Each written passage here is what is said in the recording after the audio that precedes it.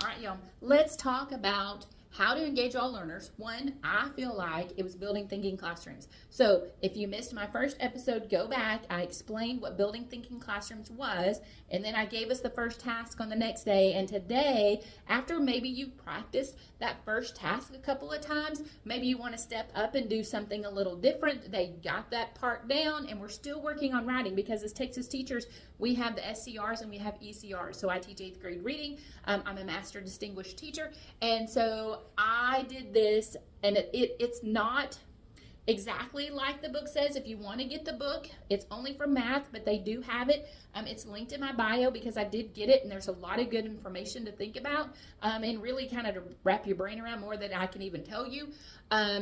But this would be a task that I would do after we have got used to the boards. So when I did this task, we were reading Refugee as a class. That was one of the books that we read. And so I'm going to show you what I did to get the kids to write more than just simple sentences. Okay, so here we go. All right, so here we go. So what I did is I put, there it is, and I'm gonna read it to you. So these are 4 simple sentences from Refugee. Isabel heard the police sirens. Her heart pounded in her chest. She grabbed her little brother's hand, and she ran toward the boat. So that would be 4 sentences, and all of my groups would have a task. So I would want to do this one first where they all had the same one. So then they would go to the board and they had to make one sentence, and they had to use all of the sentences, but they didn't have to use all of the words. So like Isabel heard the police sirens, and they're going to combine it with the other 3. It is very challenging and it's tough to do. But listen, y'all, we want our kids to struggle. We do want them. The growth is in the struggle. So let them struggle and work it out together. So this would be a sentence that they would come up with, mine are 8th grade, and they would come up with this. When Isabel heard the police sirens, her heart pounded in her chest as she grabbed her little brother's hand and ran to the boat. It's just literally combining the sentences and taking out words that have been repeated. So what I would do in fun, because remember, this is all about making it fun for the kids and engaging. And I didn't do this every time, but one of the favorite ways is if they all got the same one, and then we turned around and we voted for the best sentence, because it all had to be one sentence. And so that was one thing that we did. Sometimes if it doesn't turn into a popularity contest, it depends on your kids. So sometimes it would turn into a popularity contest, but I would give them a star, and they could go around and star the best one.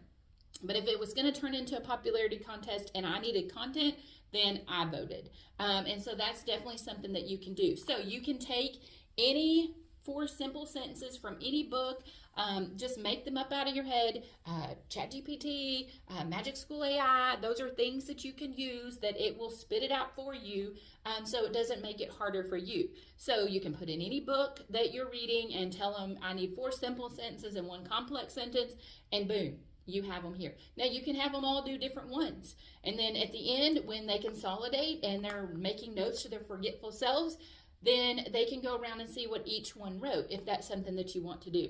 And I've done that on occasion too. So it's totally up to you how you want to structure your lessons. But first, we need to get the kids writing. If your kids are anything like my kids, they're always asking, do I have to do a complete sentence? Do I have to do capital letters? Is it for a grade? You know, and so I need them writing at the very beginning of the year. When they come back in August, we're writing. We're writing, because they're thinking. And if they can do this, they're going to be able to choose A, B, C, and D when the time comes. But right now, I just need them thinking and writing. And so this is another good task that you can put on the board when you can work with simple sentences into complex sentences. So if this is helpful for you, please subscribe. Let me know in the comments anything that you want me to talk about. What content do you want me to do? I've been over on TikTok and I've been making these videos, and they're incredibly long, and I'm so sorry. They're incredibly long, but this is a lot of information to cover. So I really want to be precise, and I want to use your time wisely and efficiently. So if there's something that you want me to cover, like I love helping teachers. That's what I love to do, helping teachers. I'm just a teacher. I'm just a Texas teacher that I've been doing this for about 25 years. So I'm just sharing what I have learned over the course of the year. So if there's something that you want me to talk about and how I do something, then let me know. Subscribe to my channel. You'll get all the new content as it comes out.